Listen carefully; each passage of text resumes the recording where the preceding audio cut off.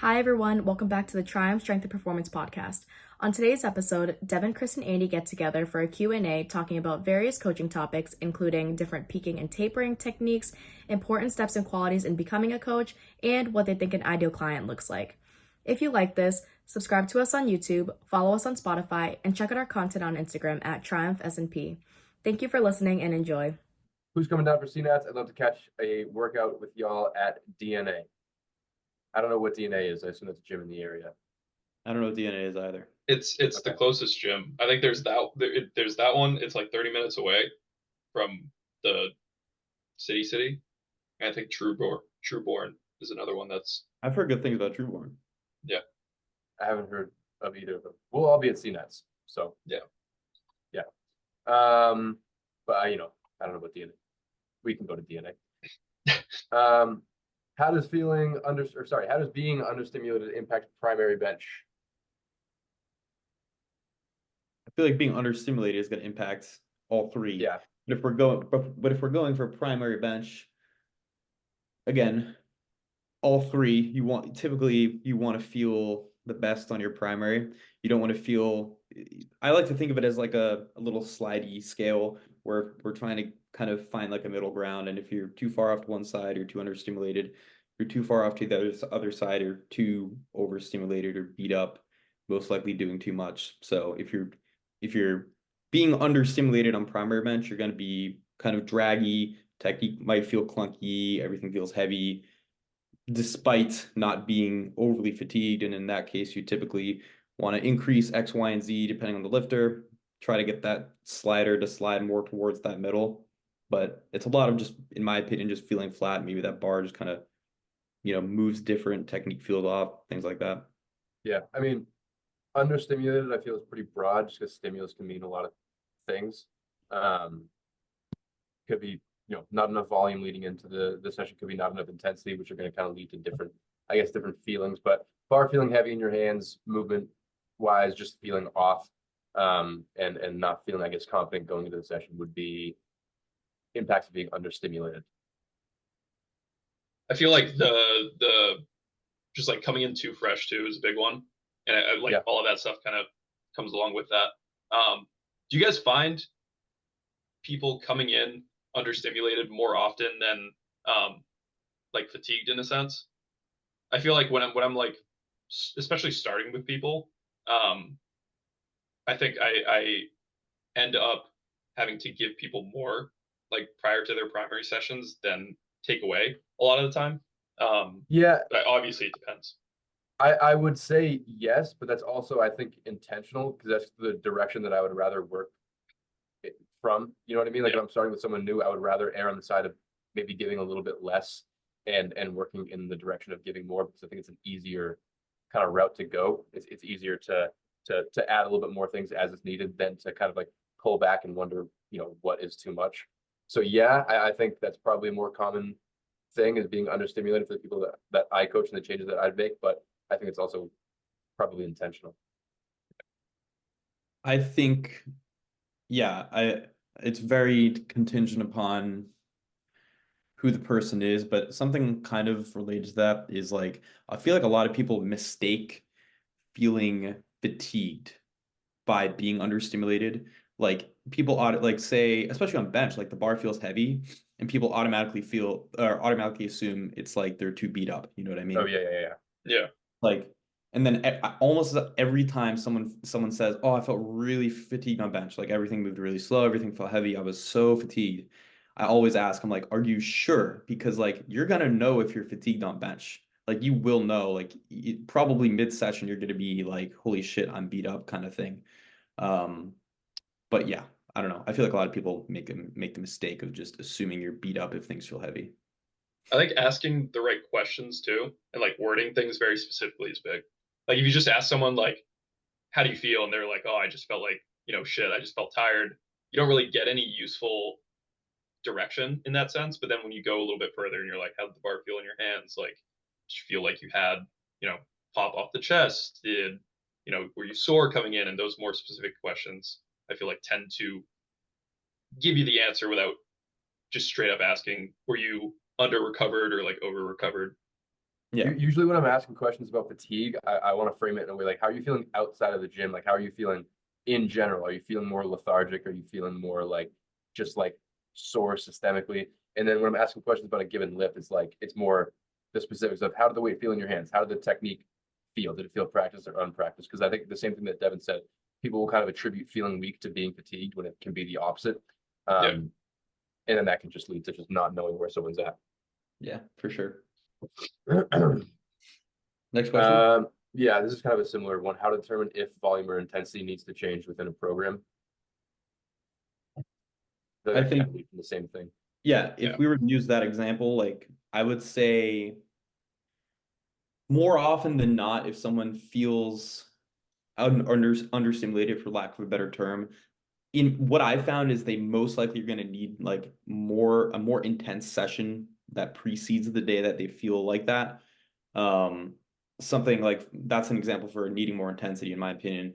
For volume, something that comes to my mind is like someone whose technique feels really inconsistent during a certain session. Maybe just exposing them to more sets per week typically helps with that, is what I found.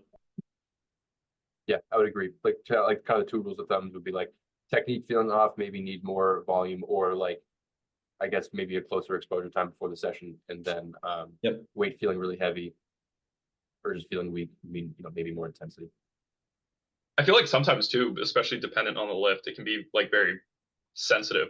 Like you can make like Yep. very small changes. It can be like, I don't know, like a 2% jump in, if let's say you have like a percent capped like tertiary bench that you just bump that, let's say you have a top single, just bump it up by 2 to 3%, maybe even 4%, and sometimes that's all the person needs. Yeah. Yeah. Yeah. Yeah, Anthony, my client Anthony's that, I mean, we can't attribute to this immediately, but there's like a very clear difference in his deadlift performance this block compared to last block. It's going better now. And the only change we made to it was just upping his RDL percentage by a few percent. Yeah. And again, can't say like immediately, oh, that's the change, but that's the only change we made, and it's immediately going better. Anything else to say on that? I was gonna say like, say you coach someone who is, kind of stalling out a little bit and you feel like they need more of something. Do you like, say they're making really good progress and maybe you've kind of hit like a streak of chipping a PR by 2.5 kilos and you finally ended that streak. Do you like usually find that intensity or volume is needed to give that little extra push? I know it's kind of like vague, but like, Yeah. What do you mean I by feel like it's easier to slowly progress more volume over time than intensity because like you're not going to be hitting like an RP10. Like say you're squatting twice a week, both those days probably aren't going to be RP10. You know what I mean? I guess there's a much harder cap to increasing intensity. Exactly. Yeah, That's what I mean. Yeah. So I guess yeah, in that situation, adding more work, but that's pretty. I mean, it's just a really broad scenario. Yeah. Yeah. Intensity, I feel like hits that like there's if you're doing it like block by block, you're probably going to hit that wall where it becomes too far removed from what was working previous, a lot sooner than you would with like intent or with volume.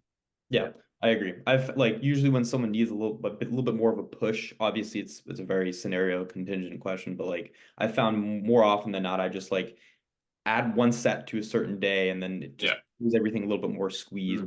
where I hit that wall in intensity. Like it's like 4 time a week benchers. Maybe I have someone hitting an RP 7+ on 3 out of their 4 bench days. I'm probably not going to have that fourth bench day go to that intensity threshold compared to like adding a set or two on the third or fourth day to give them a little bit more of a push. Yeah.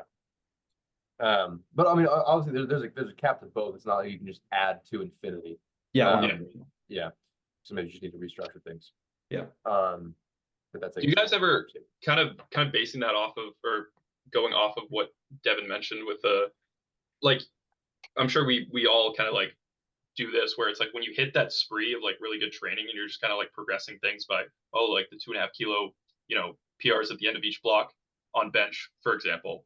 Like, do you find that sometimes that ends up like that spree ends or it ends up sputtering out as a result of like let's say you're progressing a secondary day at the same kind of like okay we just we'll start a little bit heavier than we did last block. Like, does that end up getting too far removed from what was working previously to then be the cause of why things stop? Or do you guys just think it's like you kind of run the adaptations dry and just need to either increase the stimulus or like change things up? So usually, like I'd say like 9 times out of 10, it's just we're gonna run it dry Yeah. and just get all the progress we can out of this. And then once it stops, let's try to figure out why it stopped and then move in the direction of what's gonna make it go forward again.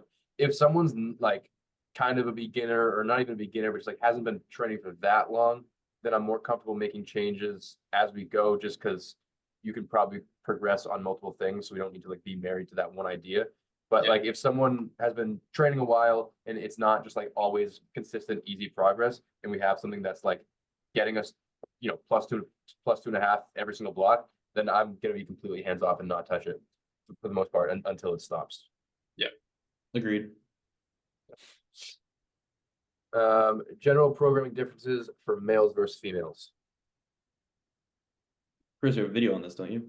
I do have a video on this. Usually female lifters can handle more, male lifters handle less. I think that's the I had for most of it.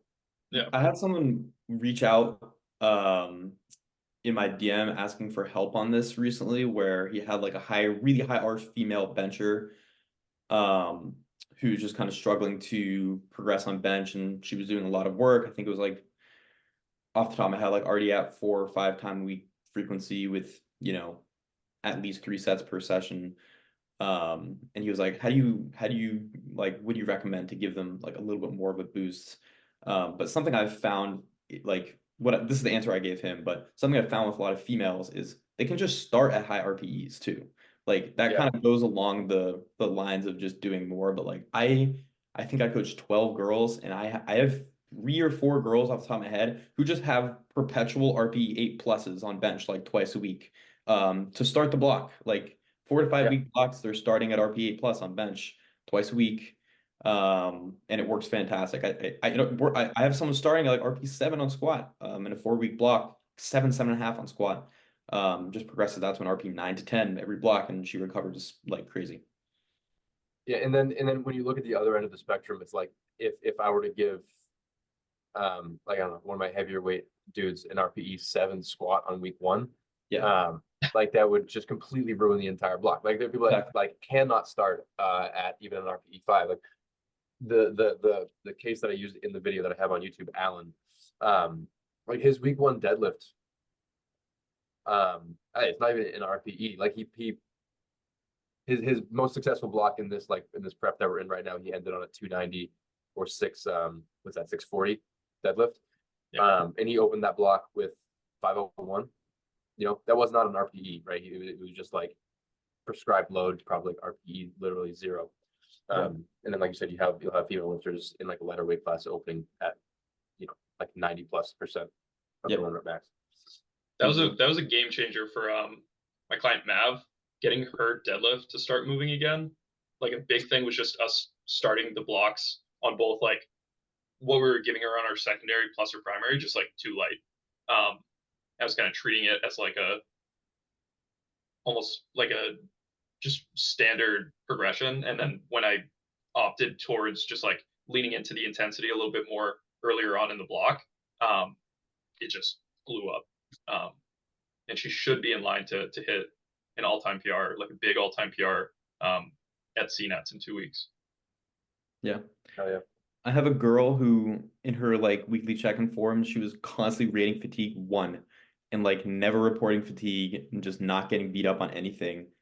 So I asked her about it, and then we talked about it for a little, and then what we did was like what was basically happening is pretty much what it sounds like is happening, where she'll open too light and it just like it's not enough, and then I think we run 4 week blocks right now, and weeks 1 and 2 are just too light and just leaves weeks 3 and 4 too flat, and we started RP 7.5+ on week 1, gets week 2 moving, gets week 3 moving. That's how we created momentum for her. And some people just need that fatigue to thrive, and in order to build it up, you need to start at these higher intensities, or else you're just going to leave yourself feeling flat.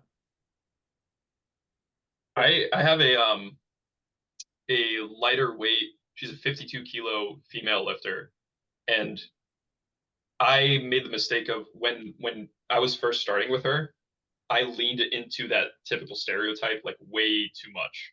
And I was just giving her too much. And she like her program looks more like a normal weight male lifters in terms of just like how it progresses, in my opinion.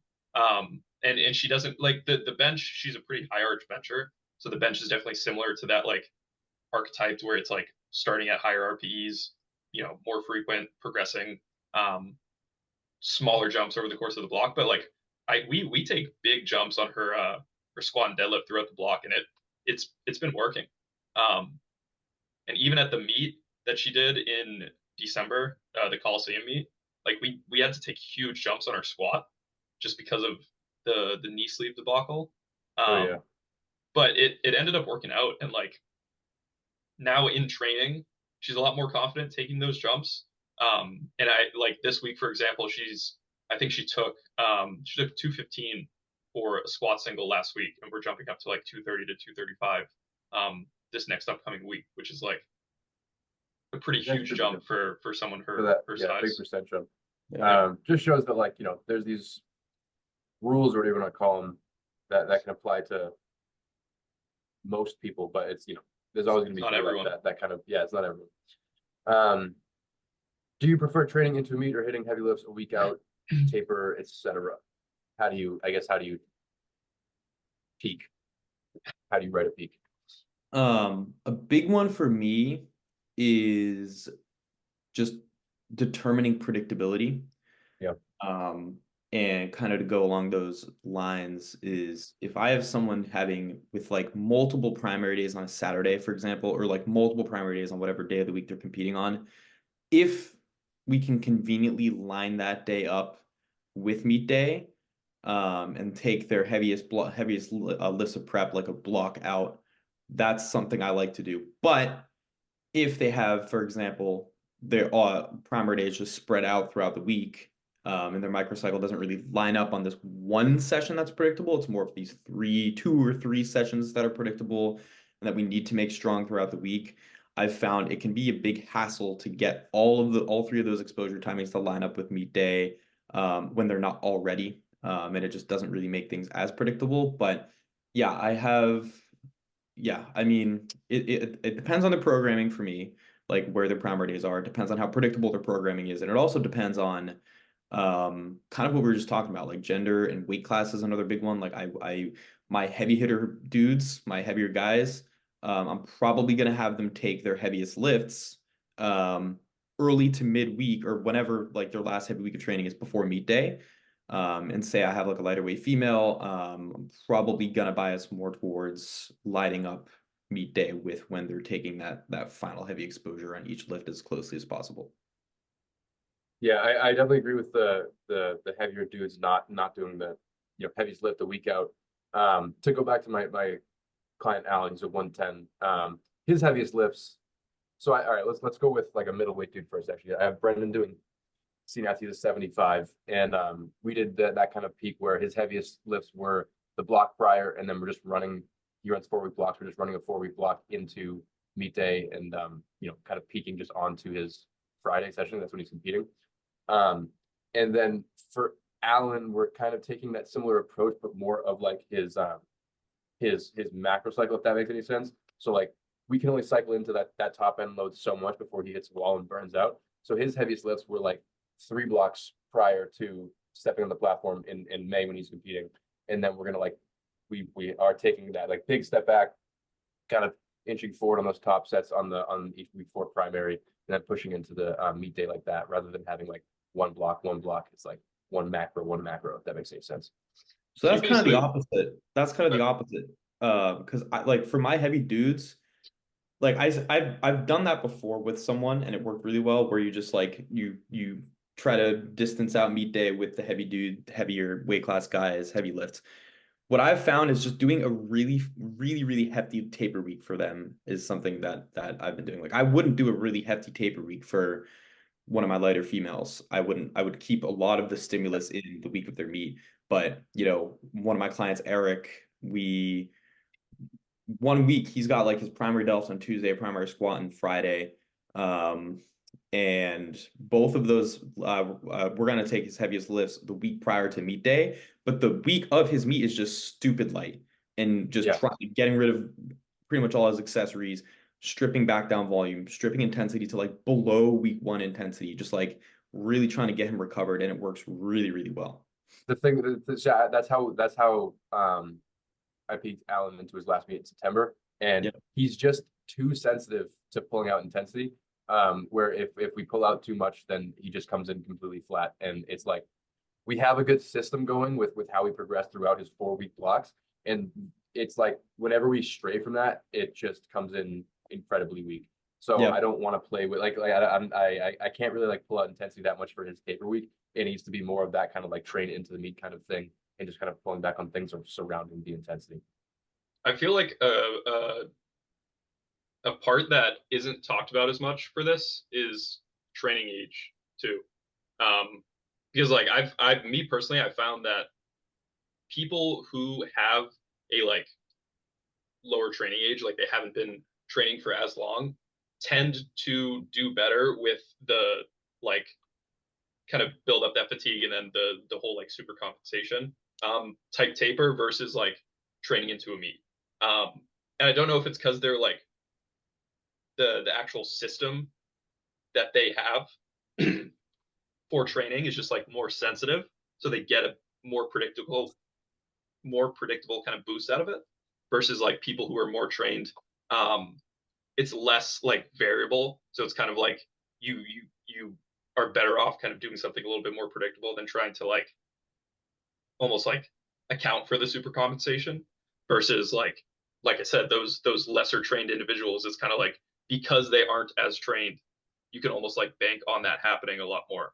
And the result of it is typically more exacerbated because of that. Yeah. To kind of go along that too, like something that reminds me of is also like how long that person's been working with you. Like training age on its own, paired with just how long you've been coaching that person, and kind of tying that into what Chris said, like in your lifter Allen's like scenario where it's like you're so predictable at that point, if you get rid of too much intensity, like for a fact he's gonna come in not good. But like how long you've been working with someone for sure. Because like say I pick up someone who's 7 or 8 weeks out from a meet, I'm probably not going to do this fancy, complicated, let's try to time these exposures perfectly with Saturday and just line everything up with meet day, because it's you've got to be really sure that that's going to work. You know what I mean? And kind of like what Andy's saying, like the people with the I think we were saying shorter training age is typically better to just kind of ramp up fatigue, right? Yeah. It's kind of the same that I've found with like people who I haven't been working with for a long time. Um, and they're close to a meet. Like I had someone from Canada compete recently, and he reached out 8 weeks out. And I was like, okay. So I planned out like the rest of his prep. And I'm like, I'm not gonna get fancy here. I'm not gonna do X, Y, and Z. I'm just gonna have you take your heaviest lifts the week before the meet. I'm going to use all the data I've gathered from lifters that I coach of a similar demographic, heavyweight males. Have you do a really fat taper week the week of your meet. Just basically making assumptions at that point, because I've like he was 8 weeks out. I don't have all this data, so and it worked great. So that's something I found too, is just how long you've been working with someone for sure. Yeah. When do you figure a change is not working / what time frame to test something? I think we've kind of Like, talked about this, I think we have to. just like in Yeah. conversation. It's I kind of a think tough one. like Go ahead, sorry. yeah, it's tough because it's like it's very dependent on that ecosystem that you have with that particular lifter. Like someone whose training is a little bit more predictable, like when you make those smaller tweaks, the result is easier to see. Whereas like with, for example, like Devin, the person that came to you like 8 weeks out, like when you make or when you're seeing trends at first, it's probably harder to tell because you don't necessarily have that ecosystem with that specific lifter kind of just established yet. Yeah. So I feel like general kind of like how long you've been working with someone is a big determining factor for that, and then also just like how predictable their training is are the biggest things. Would you guys say like a rough, like if you were to just give a absolute Schneebly answer here and just give a very rough Schneebly. Shout out um Schneebs. Oh, yeah. how long would you say like you plug something in, how long until you wait for desired outcome? You know, like I would say a couple blocks of consistent training. Like the consistency is a big thing for me too. Yeah, I mean, I think ideally, yeah, I hate saying, oh, it depends. But ideally, you should be able to, I guess, depending on the change, but within a block, you should be able to see something. Yeah. But yeah, I'd say two blocks, give it a fair shot. 2 blocks of good training from the client. There's some that Um, you can, I feel like you can see even earlier than that too. Like Immediately, especially sometimes it's on immediate. bench that like as we were talking about earlier, like being like understimulated, sometimes you add a little bit of intensity to like a primer session. And it's like the change is the next session, right? You Yep. Yeah, notice it the next session. yeah. Um, Sometimes the change is like, oh, let me add 2 sets more tricep extensions per week, and like you're not going to see anything with that most likely, within a block or two. But sometimes it's like, oh, let me move your secondary day a day closer to your primary and see what happens. And sometimes with the case like in a case like that, it's an immediate really good or really bad outcome. So it does depend, but I guess with most decent sized changes to a program where you're looking to see a change soon, a block or two. Yeah, I agree. And that's a really good example too. That I literally had an exact situation where someone's like, you know, we kind of gassed the adaptations out. His primary day and his primary bench, sorry, his primer bench and his primary day were both going really well, like in tandem, and then started feeling slowly flat on his primary day. Literally just bumped intensity up on the preceding bench session. Literally the next primary day just felt Yep. instantly better. yeah. Yeah, that's how it goes. Yeah. This is kind of switching gears a little bit. What is the step-by-step process to people learning how to get into powerlifting coaching? I don't know that there really is a step-by-step process. Um, there's a lot of resources online. Literally do your best to seek out information, start coaching people for free, and then I feel like from there it's kind of just like figure it out. Yeah. I was gonna say like have the right intention too. Like Yeah, it's about it. Yeah, go ahead, sorry. you should want to learn powerlifting coaching because like you fucking love it. You know what I mean? Yeah, yeah. The people, I think I've said this before, but like if you're getting into powerlifting coaching for like a quick buck, it's just the wrong. Yeah. You're not gonna get it. Yeah. There's just not that much money in it. But yeah, be eager to learn and be genuinely interested and seek out information, and then the rest just kind of comes, I think. Yeah. I feel like too, like if we're trying to like give advice on like where to start, I feel like obviously the actual meat and potatoes of it is like programming and technique related stuff. And then the actual like system of, how to coach people and communication and all that kind of stuff comes later on in the process. Yeah. So I feel like step by step is like get really fucking good at programming, like know how to program, just get more tools, and then start learning technique as well and all that fun stuff. And then once it comes time to actually start to like coach people, whether it's yourself or whether it's like actual other individuals, then it's kind of like you just have to keep leveling up the game in a sense. Yeah. And I guess when you're starting out, like with anything, but staying more to the basics is probably a good thing. Like if you're like writing your first program for your friend and you're like, oh, it needs, ascending sets into a fatigue single, and just like probably figure out the basic PRI steps warm of things up. first before. Yeah. No. Try to get the basic things down first and then branch out from there, rather than try to spread yourself too thin and learn all the not that like programming ascending sets is like a higher level thing, but just like figure out the basics of how to progress a program, before you get into like the nitty gritty stuff is probably a good thing. Another big thing that I've not done, but well, I mean, it is something I've done, but like something I've noticed is yes, like go find all these resources to help yourself learn more and build a base of knowledge. But I've also found like you need to be able to apply that knowledge too. Like I've easily learned the most through the people I coach. Yep. And I'm really fortunate to have like a wide spectrum of like demographics that I coach. But I've like by a landslide have learned the most about powerlifting coaching through the people I coach. And the the external learning and all the YouTube videos, the podcasts and reading up and whatever I found kind of builds the foundation, but you really need to have the people to apply that foundation to in order to like build the house and actually get the true experience to learn on your own. Because it's like you can only learn so much by reading and listening to what other people have done. It's just you need to create your own system in that sense and be unique and have your concepts and ideas be applied to people, if that makes sense. Yeah, and I think if your roster isn't your number one source of information, you're probably relying on outside info too much. Because like if you're learning all this stuff and then trying to apply it and nothing's working, and you're not like seeing these things affirmed through your client's progress, then I think your main focus should be kind of again like going back to the basics and figuring out what works for the people that you coach, rather than just trying to take in more and more and more information from the outside. If that makes any sense. 100%. When I first got my CSCS, because like strength and conditioning has their own kind of like system of like programming and everything like that, kind of just like how powerlifting does. And obviously it varies from sport to sport, but it's similar like concepts and it's applied in a similar way.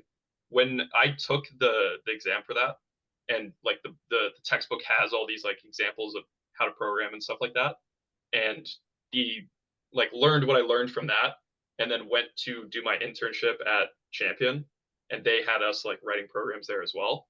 Like seeing how far removed what actual programs look like from what you're going to see as like information, what you're going to consume as information. Like for example, like you are going to see stuff on like YouTube videos, you're going to see stuff on podcasts and stuff like that.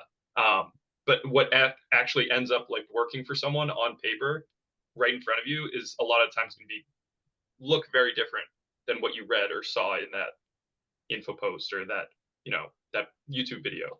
And it just goes back to like being able to apply information and like exactly as you said it, like being able to learn from the people in front of you that you're working with, as opposed to like a lot of the stuff that you're going to read about and a lot of the stuff that you're going to listen to or find out on YouTube videos, isn't going to be like, oh, I just take this from this and I can just put it here and it works. Like it's not that just like black and white.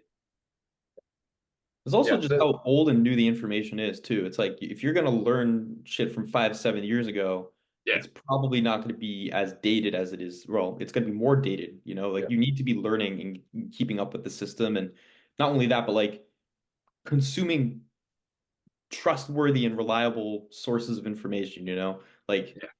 you can't be not with the times. especially in powerlifting where it's like this is so new. I know.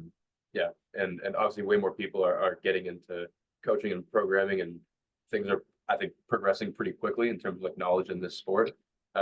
So if all of your powerlifting information is coming from again like 5 or 7 years ago, then maybe a little bit behind. Yeah. Best part about being part of a coaching team instead of being by yourself.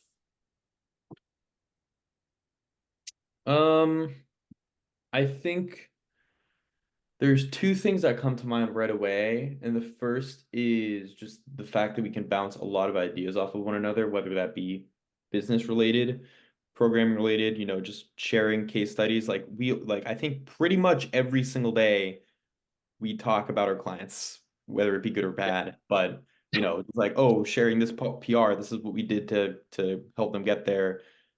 Stuff like that. That's a big one. It's just like bouncing ideas off of one another and sharing experiences. And then another one is just like the support, I guess. Like I feel like I would be more discouraged and I don't know, I don't want to say pessimistic, but like I feel like it would just be harder to get things up and going, like it's with 3 people compared to 1 is 3 times the amount of everything. You know what I mean? Yeah, those are the two answers that popped in my head immediately too. Is one, being able to just constantly have people to bounce ideas off of, which you know, you don't need to be part of like a coaching team to do that. Obviously, we have, you know, we've referenced the council group chat in here a couple of times, with just like, you can just network with other coaches that you don't necessarily do business with, Yeah. and try to learn from. But that, and the fact that, like, you know, when I don't know, things aren't going as well as you want them to be, you have two other people to like kind of bring you back to earth, rather than just being like upset or discouraged that I don't know, your business isn't going how you want it to go, or um, you know, having that team behind you is just helpful, I think, in most things. Definitely. I was basically gonna say the same thing. Yeah. I feel like too, like having people around you, and as you just said, like this doesn't have to be from a team, but just surrounding yourself with like motivated individuals and like having people to hold you to a certain standard for just whether it's, you know, putting effort into learning more or putting effort into, you know, running your business, whatever it may be. Um, especially when you're close to them too, is it makes the whole like motivation aspect of things a lot easier. Um, Yeah. I've definitely learned, like aside from, you know, from my own clients, from people I've been coached by, like you two are definitely at the top of the list of, you know, resources that I've learned a lot from. So I feel like that's definitely a huge perk to that too. Yeah, for sure. I've learned so much from you guys. Even off the start, like us three had a group chat before we had a business, and we would literally do exactly what we do today without a business, you know, just literally talking, bouncing ideas off one another. It was the same group chat we have now. We just changed the name. I know. Um, yeah. Next question. Yeah. What does your ideal client look like? It's a good question. Yeah. You We know, were talking about this answer it today in the council a little bit. Oh yeah. Is basically just like it. I literally could not give less of a shit about how like strong someone is. It's literally just like, do they try hard? Do they take care of the external variables in their control? And do they put, like, do they essentially match the effort that I'm going to put into them? And if those three things are checked off, it's so enjoyable coaching anyone, regardless of the strength level. Yeah. Like I've worked with people who are like, you know, over 400 dots, and people who are below, you know, 300 dots, and it's like you can get the same enjoyment from either of those, so long as they're good clients. And on the other side of it, like you can just like hate working with either of those individuals if they're bad clients. Like I've had, you know, people who are strong and just not good clients, and I've had people who are weak and great clients. And 100% of the time, you're going to enjoy working with the person who's weak, but a good client versus the person who's strong but a bad client. Yeah. Yeah. Agreed. I was gonna say the same thing and point out the same thing. That's like, dude, it really, like, I guess it's cool to coach people that are strong. You know, it's fun, but it's so far down the list of things that are a priority in terms of taking on a client. It's like, are you, you know, dedicated to getting stronger? Do you truly want to get stronger and want to try your best to improve? Are you good at communicating?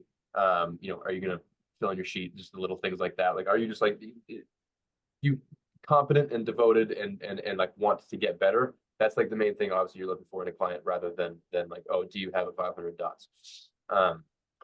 Because like you said, you'd rather work with someone that has a 300 dots that tries really hard and communicates well, than someone with, you know, just some freak with 500 dots that doesn't fill in the sheet, doesn't talk to you, and just happens to be strong. Yeah. I have a list, like an onboarding call document that I reference every time I like take on someone. And the two things that I always bring up are just patience and trust. Like if you get your first block from me and you're just like, what, like in disbelief, like just doubting everything. Like ask Mhm. questions if you can, but like if you're just like immediately not bought in, you're gonna probably be doing yourself more of a disservice than the programming itself by just not being bought in. Like you need to trust your coach, in short. And if I'm coaching someone who's just like, oh, I skipped this session because I don't think it's necessary. I didn't do these accessories because I feel like I don't need them. You know, whatever it may be, it's just like, well, I don't like you're not making this fun for either one of us. And if you're just it can go so many ways. Like the trust thing is so important. And the patience thing is just like, I think we've talked about this multiple times before, maybe even on the podcast, but like if you come to me and you're expecting to throw 50 kilos on your total in 2 months, I will shut you down so quick because it's not going to happen. Well, maybe, but it's really not going to happen. And it doesn't make it fun or enjoyable. And if I'm trying to, visualize the ideal client, it's not someone who's pushing, like forcing progress all the time, asking me, oh, can I go over the range here? Oh, when am I going to hit this number? Am I going to total this? Am I going to dot to this? Like all this. It's like, just be patient and trust what's going to happen. As cheesy as it sounds, it's just like, it makes things so much more enjoyable and relaxing on both of our ends. Yeah, that's why I think it's so important to do your research before getting a coach, and to make sure that you do trust the person that you're hiring off the bat. Yeah. Like when I was, when I reached out to Kelly, I was obviously I'd seen everything she'd put out, content wise, and been following her for a while. But I also reached out to people that she coached and was like, how has your experience been? I tried to reach out to people who were really strong, and then also people who were like not world champions. Like I talked to Meg Scanlon, and who's obviously like very strong, and then people who weren't on that same level, to see if they had the same experience. Um, so like once I started working with Kelly, there was just immediate like, okay, whatever is written down, I'm fully bought into. I'll give feedback, I'll ask questions, but at the end of the day, I'm just gonna fully believe that whatever is written down on paper is the best thing for my training. And I feel like that's the mindset that you need to have whenever hiring a coach, because anything outside of that is just doubt and is going to bite you in the ass, I think. Yeah. I like that a lot. I've experienced that. I've experienced the situation of like working with a coach and not necessarily like trusting what's being given to you, and it sucks. Yeah. Versus like now with Brad, like he'll give me anything, and I'm like, obviously like I'll ask questions if I don't see the vision in that sense. But anytime he like explains something, like it's in a way that, okay, now I see it. Yeah. And that's only, yeah, that's the main thing. Another big one is like being able to receive criticism, because I don't want to be afraid to like be honest with someone, Like I don't want to be afraid I'm gonna like, sure, maybe you did a really bad job and I have to tell you did a really bad job. I don't want to be afraid of hurting their feelings, or I also don't want them to just receive it poorly, um, and just be like, whatever. But like you've got to be good at receiving criticism, and that goes for any sport. If you've ever played a sport, your coach will be, you know, you could have the worst, like the meanest coach on the planet, but they're being a coach to you. You know what I mean? There's validity in being nice and being personable. Like you shouldn't be a dick if you're a coach, obviously, but you need to put your foot down, and having a client that can receive that and understand that is really vital to me. We made an info post on this. We did make an info post on this. You did? Yeah, me and Dev did. Oh, Don't yes, sugarcoat your feedback on that. It's a hard line to toe sometimes. Because I feel like after working with a newer client for a couple weeks, you get to you kind of like read how they respond to feedback in a way, and obviously just like seeing how they engage with you in conversation. Like sometimes I think Chris was saying this the other day, or saying this about a certain client the other day, but like sometimes your messages with a certain individual are just like they send you feedback, you respond, that's it. And then sometimes it's like just back and forth, back and forth, back and forth. And that's not necessarily like that person who is sending just feedback and then leaving you on red to your feedback isn't because they're not taking it well. Like some people just don't necessarily feel like, I don't know, there needs to be back and forth. I guess they're just viewing the relationship in a certain way that's like, okay, I got my feedback, like I'm good. And then some people are like, oh, okay, I got my feedback. Now let's like joke around or like talk about this other stuff. And it's just like, Yeah. each their own, Yeah. Kind of goes along the line of like, also, this is part of what makes an ideal client, in my opinion, but just like being able to distinguish being someone's friend and being someone's coach. Like I've it can be a tough road to cross where you are friends with someone before you coach them. Like when I first started coaching a while back, I had started taking on a couple friends for free, and that's how I got a lot of experience. But there was only so much I could genuinely do without them like not receiving it in 100% seriousness. You know what I mean? Yeah. It's like if you have a client that you've never met before who reaches out to you and applies for coaching, that client is probably going to take what you say more seriously than someone who was your friend previously. Yeah, I agree. I don't love that like that. I have people on my roster currently who, I was friends with before, before I coached them, and everyone on my roster right now, that relationship is fine. But I don't love that dynamic in general of like, oh yeah, you're my boy, let me coach you. Yeah, I'd rather just keep those things separate. for sure. That's what I like. That's what I like about WhatsApp too. It's like everyone on WhatsApp, I'm your coach here, even if I'm your friend outside of coaching. Like, let me coach you on this app, please. It's funny. Like I have a couple people who like, they'll send me like coaching related messages on WhatsApp, and then if they have a question that's like not coaching related or something like, for example, like I was talking to Ben the other day about like the filming stuff, and it's like coaching related stuff on WhatsApp, film related stuff on iMessage. I was like, good job. Keep those things separate because it can definitely get like weird, like kind of toeing the line of that dynamic sometimes. For sure. Next question. Sure. Do we have another one? Those are all the highlighted ones, but we have way more questions. Yeah, we probably have time for one or two more, right? Yeah. Who has the most and least accessory work when you're done? Yeah, we do that. Who has the most and least accessory work within your clients? I don't know the answer to that question. You guys, I think you have answers. I'm gonna look at my roster. I have a good answer. I would say I don't really have someone in mind. Like I can't name drop someone who has the most because I do tend to give a decent amount of accessory work for most people. But I'd say the people who have the most in general are more of the newer people who just need to get jacked. Yep. And that kind of gives away the answer to the other end where I think Sophia on my roster probably has the least, especially close to a meet. Like I think there's I can check her program right now, but I think there's 2 days she trains 6 days a week.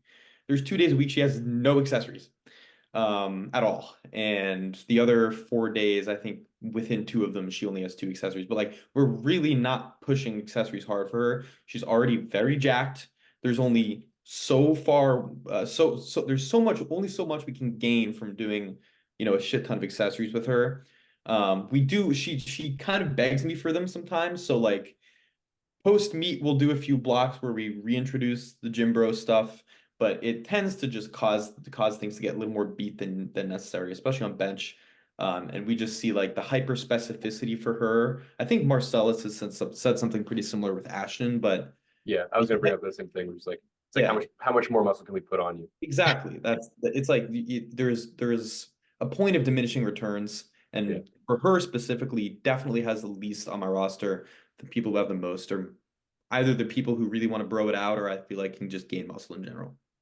I think Alessandro for me is my client with the least. He trains 3 times a week. This dude's been training for over 10 years. I think he's benching 3 times a week. He's deadlifting twice a week, and he's squatting twice a week. So if you're training 3 times a week, that's already 2 SBD days.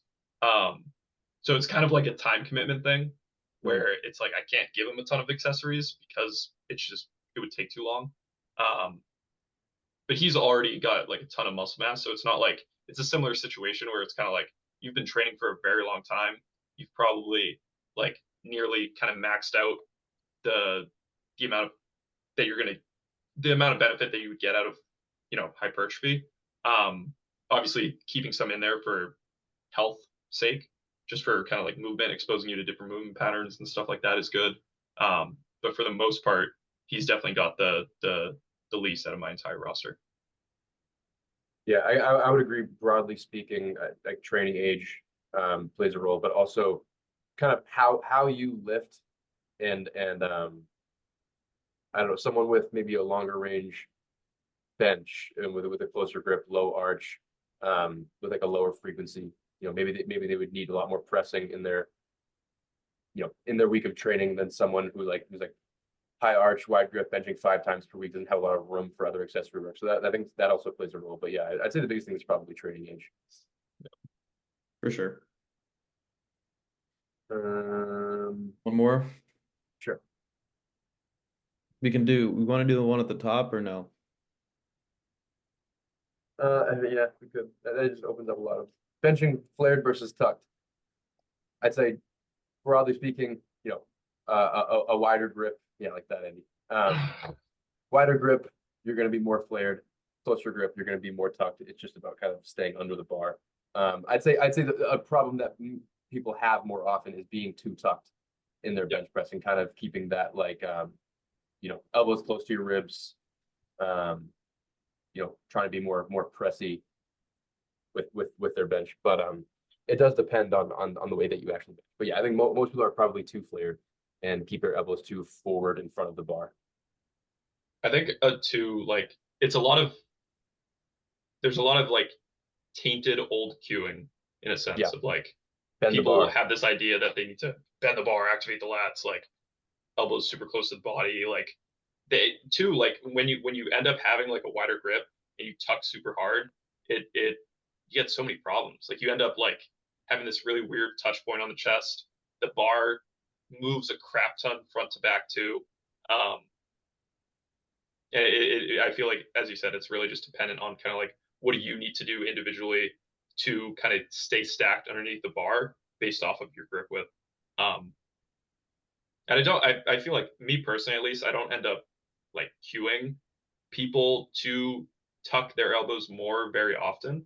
I think of a couple cases where I have, but it's pretty rare, very rare. Have you guys ever had that happen where you found someone is being too flared and you need them to get their elbows more tucked? I'm trying to think of one I can't. Yeah. I can't think of one. I recently had that situation with my client Ben.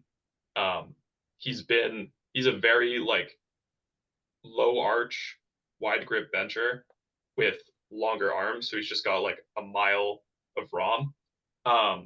And his strongest benches have been when he stays stacked underneath the bar, but also touches a bit lower. Because recently he's had this tendency to kind of flare out really early, and then he ends up touching higher up, and then ends up being in this like extremely flared position. And like if you're a long arm bencher with a low arch and you're touching up here and you go to press off the chest, like you have no leverage there. You're just like so spread out that it's just like I'm cueing him to touch a little bit lower and to get the elbows kind of underneath the bar, which involves a little bit more tucking because as he's lowering that touch point, he's got to stay under there. So, yeah, I agree. I don't think I've ever had to do that, but I have seen people like, and I've definitely coached them in the past where it's like they're trying to. They understand the idea of keeping your elbows more under the bar and not, literally pointing them at your feet, but they take it too far and they're just like they're touching just straight up like 2 inches above their nipples and they're borderline choking themselves with the bar. It's like you're just doing too much. Like you need to there needs to be a middle ground that needs to be met in order for you to just stay stacked and be able to produce force without it being super awkward. Those are hard those situations are hard to navigate when you have people who like will take a cue and just put way too much effort into it and ends up like their movement patterns are just so clunky because it's just like it's funny because those people are typically like a lot stronger than they might seem in the moment, but it's because they're like forcing themselves to move poorly so hard and they're just strong enough to actually do it. I see it a lot with squat. I had a lifter recently who was like his squat was just like so masked by just forcing himself to move as poorly as possible. And I just got him to not do that, and his squat like blew up. He squatted like almost 100 pounds more than he was when we started just 6 months ago. Yep. Sometimes you just need to put some weight on the bar and have things self-correct. Yeah. All right. I'm gonna call it there. Yeah, that was good. All right. Thank you, everyone, for taking the time to listen to the podcast. If you enjoyed, you can subscribe to us on YouTube at Triumph Strength and Performance. You can follow us on Instagram and rate us on Spotify. Thank you.